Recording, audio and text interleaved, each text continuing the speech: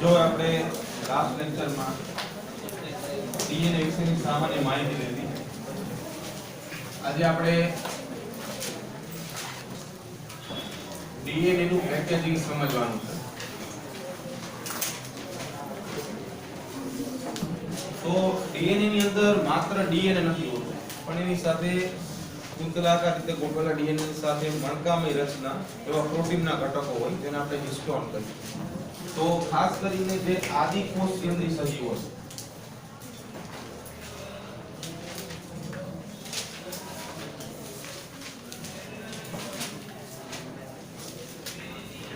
આનું જે જનીન દ્રવ્ય એટલે કે ડીએનએ છે,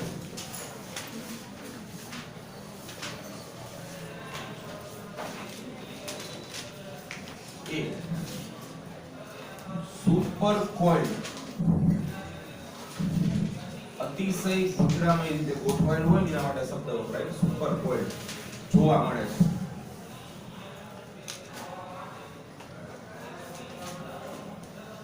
અને આના માટે જવાબદાર છે જોડાણ કરતા કેટલાક પ્રોટીનમય ઘટકો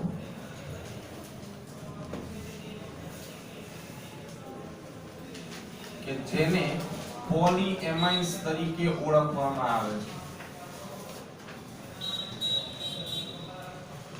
જે ડીએનએ છે એ છે સુપર કોઇલ્ડ અતિશય ગુંદરામય અવસ્થામાં હોય એવું હોય, જેના માટે પ્રોટીનમય ઘટકો જવાબદાર છે. પોલીએમાઇન્સ કે શું આ બધા મોટા ભાગે બેઝિક હોય છે.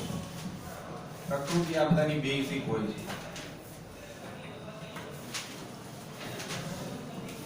તો આની અંદર ખાસ કરીને જે આપણે વાત કરવાની છે કે ડીએનએ એકલું નથી હોતું, પણ ડીએનએ ની સાથોસાથ પ્રોટીનમય ઘટકો ગોઠવાયેલા હોય છે. પ્રોટીનમય ઘટકો જે છે એના માટે શબ્દ આપણે વાપરીએ છીએ હિસ્ટોન પ્રોટીન.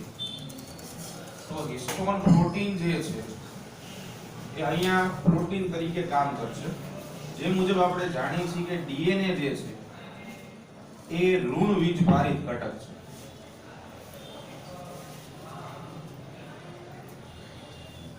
ડીએનએ ની અંદર ફોસ્ફેટ સમૂહ આવેલો છે, PO4- 3 સમૂહ, જે આપણે એના બંધારણીય ઘટકોમાં અભ્યાસ કરી ચૂક્યા છે.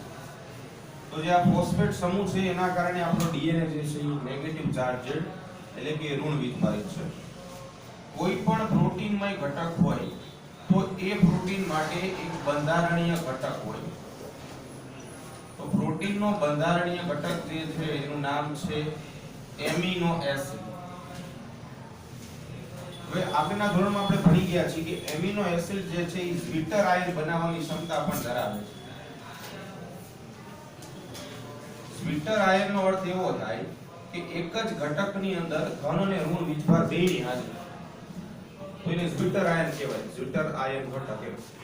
તો એની અંદર આપણે જાણીએ છીએ કે એમિનો એસિડ જે છે એનો એમિનો સમૂહ એટલે NH2 સમૂહ જે છે એની અંદર એક વધારાનો હાઇડ્રોજન જ્યારે ઉમેરાય ને ત્યારે આ સમૂહ આવી રીતે રૂપાંતરિત થઈ જતો હતો. ખ્યાલ આવશે આ સુધી? તો અહીંયા જોવા મળે છે પ્લસ વીજભાર. તમારે યાદ રાખવા માટે ટ્રીક આવી રીતે કરી શકો છો કે ડીએનએ એક ન્યુક્લિક એસિડ છે, તો યાદ રાખવા માટે આવું કરી શકાય. એટલે ન્યુક્લિક એસિડ શોર્ટમાં આપણે Na લખી છે, તો N ઉપરથી નેગેટિવ શબ્દ આવે એટલે કે ઋણ વીજભારિત એવું યાદ રાખવાનું. અને પ્રોટીન P થી શરૂ થાય છે, P ઉપરથી પોઝિટિવ એવું યાદ રાખવાનું એટલે ધન વીજભારિત. તમને આ બી યાદ રહી જશે. તો અહીંયા આ બંને ઘટકો એકબીજા સાથે જોડાય. પ્રોટીન અને ન્યુક્લિક એસિડ જ્યારે એકબીજા સાથે જોડાય તો આપણે એને સંયુક્ત રીતે ઓળખશું ન્યુક્લિયોપ્રોટીન તરીકે. ન્યુક્લિયોપ્રોટીનમાં કોનો સમાવેશ થશે? તો સૌથી પહેલા એક પ્રોટીન પ્લસ ન્યુક્લિક એસિડ. તો પ્રોટીન અને ન્યુક્લિક એસિડ જોડાઈને બનાવશે ન્યુક્લિયોપ્રોટીન. તો આવું ન્યુક્લિયોપ્રોટીન જે છે ડીએનએ ના પેકેજિંગની અંદર હશે. આખી રચના જે છે એ દોરીમાં પરોવેલા મણકા જેવી લાગશે. હિસ્ટોન અને પ્રોટીન આ બંનેની રચના જે છે એનો આકાર અથવા તો એનો દેખાવ જે છે એ દોરીમાં પરોવેલા મણકા જેવો લાગશે. જે મણકા આપણે દોરીમાં પરોવેલા છે એમાં દોરી એટલે આપણે સમજવાનું છે ડીએન અને મણકા એટલે આપણે સમજવાનું છે હિસ્ટોનના અણુ. દોરી એટલે સમજશું આપણે ડીએનએ, મણકા એટલે આપણે સમજશું હિસ્ટોન પ્રોટીન. જે મુજબ આપણે વાત કરી કે હિસ્ટોન પ્રોટીન છે અને એનો નાનો અથવા તો બંધારણીય ઘટક જે છે એ એમિનો એસિડ હોય, તો હિસ્ટોનની અંદર ખાસ કરીને બેઝિક વલણ ધરાવતા બે એમિનો એસિડનું પ્રમાણ વધારે હોય. એના માટે યાદ રાખવા માટે આલા યાદ રાખવાનું.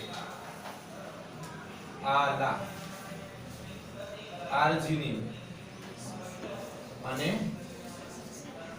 લાઇસિન. તો આ આર્જિનિન અને લાઇસિન જે છે એ બંને હિસ્ટોનમાં જોવા મળતા એમિનો એસિડ છે. એટલે આ એમિનો એસિડનું પ્રમાણ, એમિનો એસિડ જે છે એનું પ્રમાણ વધુ માત્રામાં જોવા મળશે તમને હિસ્ટોનની અંદર, વધુ માત્રામાં હિસ્ટોનમાં હાજર.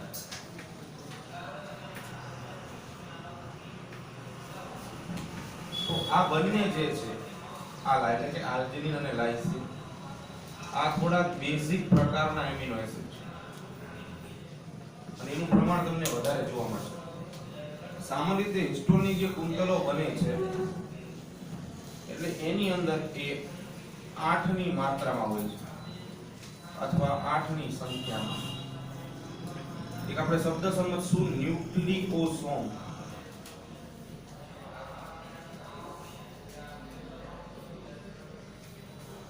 ન્યુક્લિયોસોમની અંદર હશે હિસ્ટોનના ઘટકો અને ડીએનએ. આ બેનું વ્યવસ્થિત પેકેજિંગ થયેલું હોય, જોડાણ થયેલું હોય,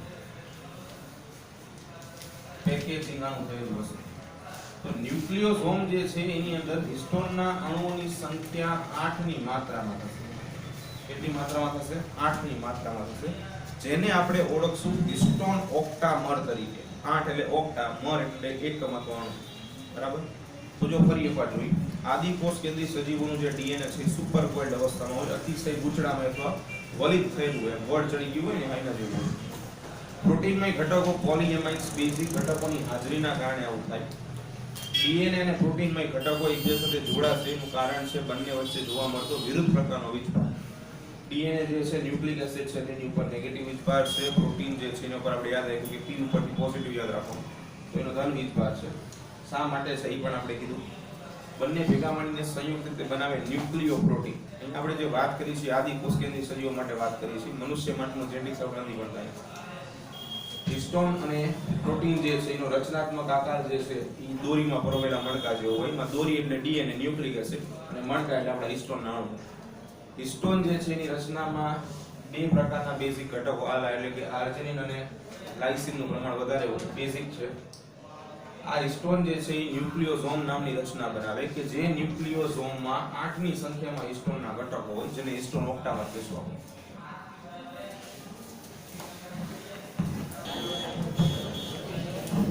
જો જે મુજબ આપણે આગળ વાત કરી કે હિસ્ટોનનું બનેલું હોય, હિસ્ટોન પ્રોટીન વિશે વાત કરી, તો હિસ્ટોનના 8 અણુઓ હોય એમાં. એટલે કે હિસ્ટોન પ્રોટીનના અણુની સંખ્યા જે છે એ 8.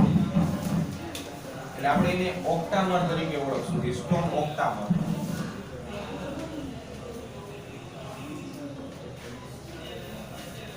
અને મર એટલે એકમ. અહીંયા આપણે અણુ પણ લઈ શકાય. 8 હિસ્ટોનના અણુ અથવા તો એકમ ભેગા થઈને હિસ્ટોન ઓક્ટામર બનાવશે. તો હિસ્ટોન ઓક્ટામર ની અંદર કયા કયા ઘટકો જે છે એ રહેલા છે એની વાત કરી. તો હિસ્ટોન ઓક્ટામર ની અંદર H2A, H2B, H3 અને H4 જેવા ઘટકો આવેલા છે. આ નામ આપ્યા છે આપણે. આની સંખ્યા 2 હોય, આની સંખ્યા પણ 2 હોય, આની સંખ્યા પણ 2 હોય, અને આની સંખ્યા પણ 2 હોય. આ બધા ઘટકો ભેગા થઈને હિસ્ટોન ઓક્ટામર નામનો અણુ બનાવશે.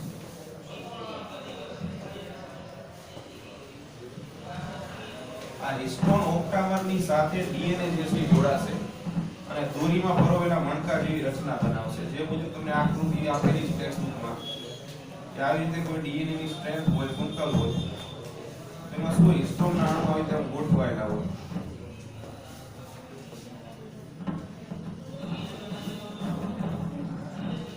હવે સર્ક્યુલર ભાગ બનાવે, ગોળાકાર ભાગ. તમને એમ લખેલું છે EM થી જોતા. EM એટલે ઇલેક્ટ્રોન માઇક્રોસ્કોપ.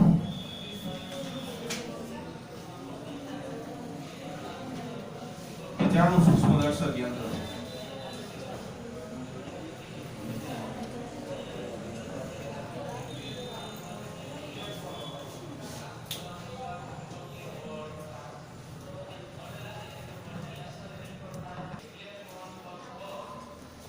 જો હિસ્ટોન ઓક્ટામરની જે વાત કરી કે 8 અણુઓ હોય, આ બધી સંખ્યા આપી છે 3D માં હોય, એટલે આમ શરૂઆતમાં જ્યારે આપણે આગળથી જોઈએ ને તો આપણે ખાલી 4 જ દેખાય.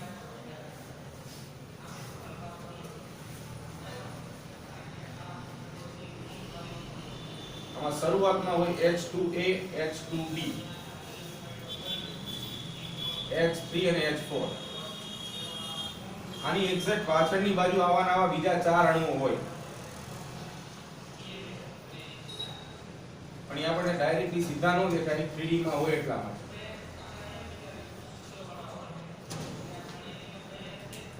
બીજું કે આની સાથોસાથ 8 હિસ્ટોન ઓક્ટાવરની સાથે બીજા ઘટકો જોડાયેલા હોય.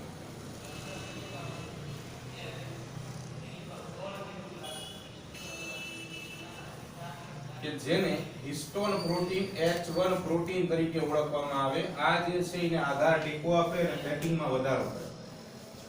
અહીંયાથી ડીએનએ ની કુંતલો નીકળતી હોય.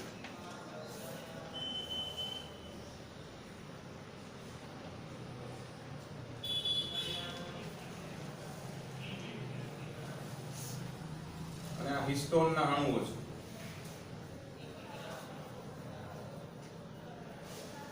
એટલે આખો ન્યુક્લિયોસોમ જ્યારે તમે વિચારો તો આ એક ન્યુક્લિયોસોમ છે. એમાં 8 અણુને આપણે મોટા અણુ તરીકે વિચારી લઈએ.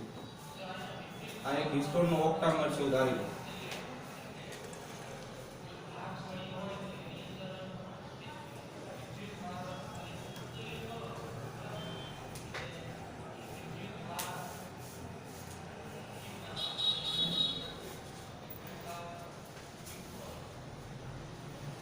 આ રીતે અહીંયા H1 હિસ્ટોન પ્રોટીન આવેલું હોય.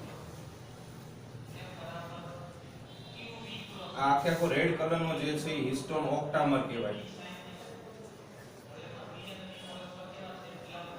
ના બ્લેક કલરની જે રહી ને એ ડીએનએ ની કુંતલ કહેવાય. સાથે સાથે ઘણી વખત હિસ્ટોન જે છે એ પોતાના તંતુઓ પણ બહાર કાઢતા હોય છે, જે તમને આમાં જોવા મળે.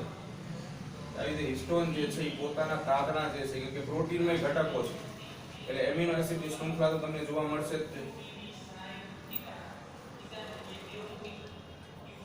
તો આને હિસ્ટોનના તંતુઓ કહેવામાં આવે.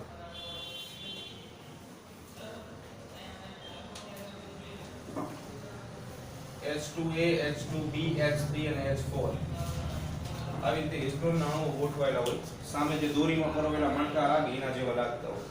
આ ખાસ કરીને વધારાની બંધારણીય માહિતીઓ પ્રગટ કરવા માટે અને ડીએનએ ને પેક કરવા માટે ઉપયોગી બનતું હોય. ડીએનએ ને વધુ ગૂંચળામય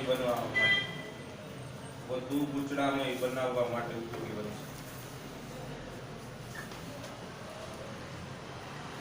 પેકેજિંગ જરૂરી છે.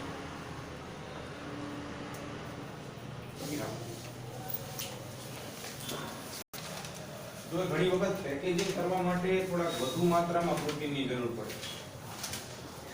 તો એ વધારાના જે પ્રોટીનમય ઘટકો છે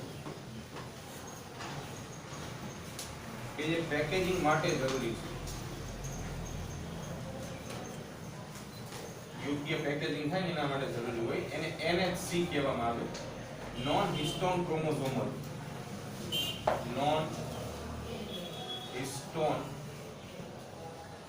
ક્રોમોસોમલ આ NH3 અથવા તો નોન હિસ્ટોન ક્રોમોસોમલ જે છે એ સ્વભાવે એસિડિક હોય કે જેનું મુખ્ય કામ વધારાના પેકિંગનું અથવા તો મજબૂતાઈ વધુ આપવા માટે હોય. હવે જ્યારે આ પ્રોટીનમય ઘટકો જે છે અને DNA આ બે જોડાય એટલે અતિશય ગૂંચળામય અવસ્થા બાદ રંગસૂત્ર બનાવી નાખે. એ રંગસૂત્રમાં બે પ્રકારના ઘટકો આપણને જોવા મળશે, યુક્રોમેટિન અને હિટ્રોક્રોમેટિન. ઉપરની બાજુ બે યુક્રોમેટિન બતાવું, નીચેની બાજુ બે હિટ્રોક્રોમેટિન બતાવું.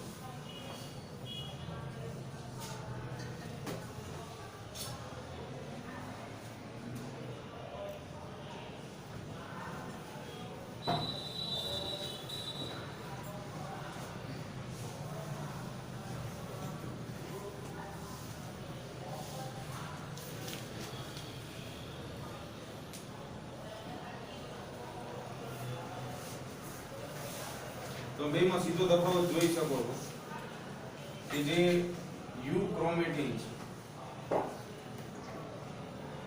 અને આ હિટ્રોક્રોમેટિન છે. યુક્રોમેટિન ની અંદર શું હોય કે ઘટકોની ગોઠવણી જે રહી ને થોડી છૂટી છવાયેલી થયેલી હોય તો એમની વચ્ચે સ્પેસ જગ્યા થોડી વધારે,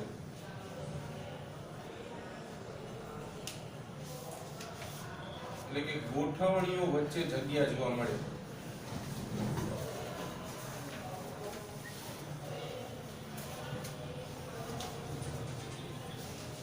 જ્યારે હિટ્રો જે છે આ હિટ્રોક્રોમેટિન એ ખૂબ જ ગીચ અથવા તો સંઘનિત સ્વરૂપે ગોઠવાયેલા હોય.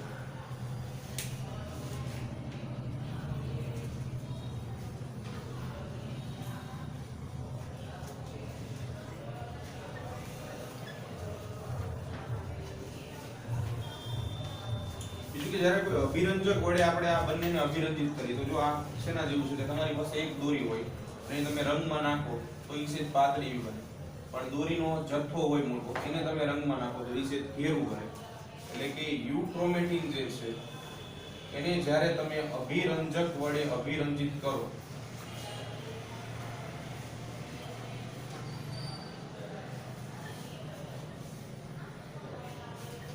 ઘેરા રંગનું દેખાય, સોરી આછા રંગનું દેખાય.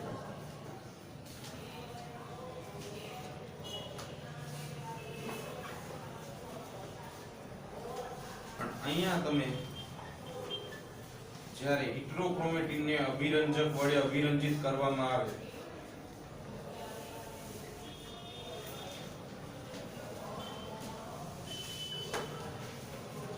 ત્યારે આ ઘેરા અથવા ઘાટા રંગ દેખાય.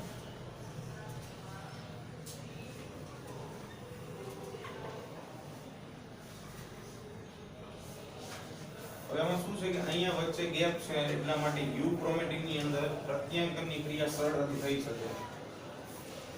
એટલે આ પ્રત્યાંકનમાં ઉપયોગી પ્રત્યાંકન ક્રિયા આપણે જે અભ્યાસ કરવાનો બાકી છે જે પ્રક્રિયામાં આપણે ડીએનએ માંથી આરએનએ બનાવી છે અથવા તો એમઆરએનએ બનાવી છે, મેસેન્જર આરએનએ. આ ક્રિયાને પ્રત્યાંકન ક્રિયા કહેવાય. સેન્ટ્રલ ડોગમાં જોશું આપણે. તો યુક્રોમેટિન પ્રત્યાંકનમાં ઉપયોગી છે, પણ હિટ્રોક્રોમેટિન વધુ પડતું ગૂંચ અને ગૂંચળામય હોવાના કારણે પ્રત્યાંકનમાં ઉપયોગી નથી.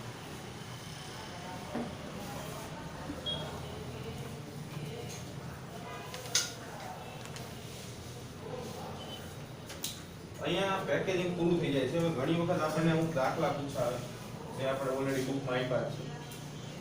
આપણે એક આ સૂત્ર મૂક્યું કે બે ક્રમિક બેઝ પેર વચ્ચેનું અંતર અથવા બે ક્રમિક બેઝ યુગ્મ વચ્ચેનું અંતર જ્યારે આપણે શોધવું હોય ત્યારે આપણે ડીએનએ ની કુલ લંબાઈ લખતા હતા છેદમાં બેઝ પેરની સંખ્યા અથવા તો બેઝ યુગ્મની સંખ્યા. આ સૂત્રના આધારે આપણે બે દાખલાઓ ગણવાના છે. બુકમાં આપ્યા છે દાખલા ગણવાના છે. પહેલા નંબર ઉપર મનુષ્ય માટે આપણે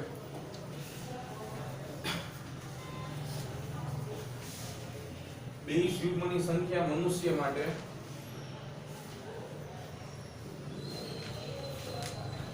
બેઝ યુગ્મની સંખ્યા 6.6 ગુણ્યા 10 ની 9 ઘાત બેઝ પેર આવે. એક કુંતલ હોય ને એમાં 3.3 ગુણ્યા 10 ની 9 ઘાત હોય, બે ની અંદર 6.6 ગુણ્યા 10 ની 9 ઘાત. આપણે અહીંયા મનુષ્યના ડીએનએ ની કુલ લંબાઈ મેળવવાની છે. બે ક્રમિક બેઝ પેર વચ્ચેનું અંતર આપણે જાણીએ છીએ. બેઝ યુગ્મ વચ્ચેનું અંતર બરાબર આપણે ગઈકાલે જે સમજેલા હતા 3.4 એંગસ્ટ્રોમ સમજેલા હતા, તેને આપણે બીજી રીતે 0.34 નેનોમીટર પણ લખી શકાય. આથી ખબર પડશે 0.34 કેમ લીધા, તો આ 0.34 મૂકશું. હવે આ સૂત્રમાંથી આ બંને કિંમત મૂકી આપણે ગોતવાનું છે કુલ લંબાઈ. કુલ લંબાઈને કરતા બનાવી દઈએ. કુલ લંબાઈ બરાબર શું થઈ જશે, બે ક્રમિક બેઝ યુગ્મ વચ્ચેનું અંતર ગુણ્યા બેઝ યુગ્મની સંખ્યા. કેલ્સી કાઢો.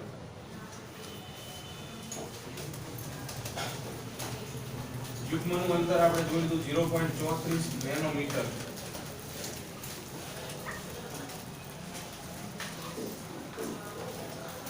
ગુણ્યા બેઝ યુગ્મની સંખ્યા છે 6.6 ગુણ્યા 10 ની -9 ઘાત. નેનોમીટર ને મીટરમાં કન્વર્ટ કરી નાખી એટલે 0.34 ગુણ્યા 10 ની -9 ઘાત મીટર થાય.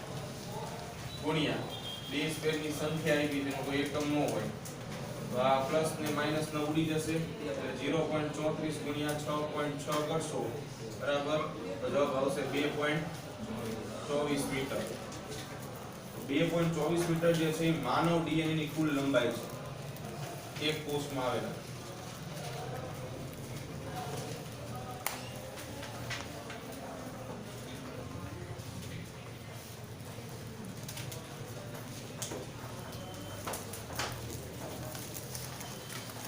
જો આવું ઇકોલાઈ માટે જોવાનું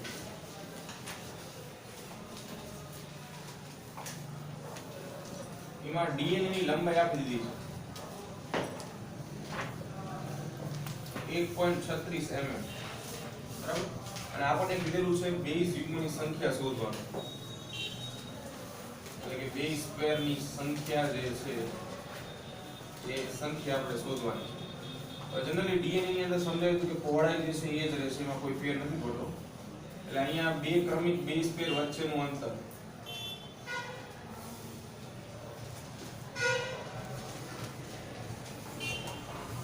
.34 નેનોમીટર રહેશે, અથવા તો તમારે એને મીટરમાં જ કન્વર્ટ કરવું હોય તો 10 ની -9 મીટર થઈ જશે. પેલું સૂત્ર જે છે આપણે વાપરવાનું છે, પણ અહીંયા આપણે શોધવાનું છે બેઝ યુગ્મની સંખ્યા. તો બેઝ યુગ્મની સંખ્યાને કરતા બનાવી દઈએ તો બેઝ યુગ્મની સંખ્યા બરાબર શું સૂત્ર થઈ જશે, કુલ લંબાઈ છેદમાં બે ક્રમિક બેઝ પેર વચ્ચેનું અંતર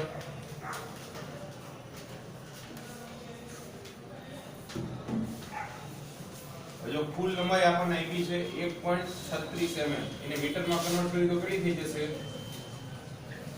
1.36 ગુણ્યા 10 ની -3 મીટર થઈ જાય. તો અહીંયા આપણે લખી નાખશું 1.36 ગુણ્યા 10 ની -3 ઘાત મીટર. બે ક્રમિક બેઝ પેર વચ્ચેનું અંતર આપણે નેનોમીટરમાંથી મીટરમાં કન્વર્ટ કરી નાખ્યું આપણે ઉડી જાય એટલે કોઈ એકમ નહીં આવે બેઝ યુગ્મમાં. આ 10 ની -9 ઘાત ઉપર જાય પ્લસ થઈ જશે એટલે 1.36 ગુણ્યા 10 ની -3 10 ની 6 ઘાત છેદમાં 0.34. આ બે ની બાદબાકી કરો તો શું જવાબ આવે, +6 આવશે અને આનો ભાગાકાર કરી નાખો 4 ગુણ્યા 10 ની 6 ઘાત બેઝ પેર આટલી ઇકોલાઈમાં જોવા મળશે. 30 કોમેન્ટ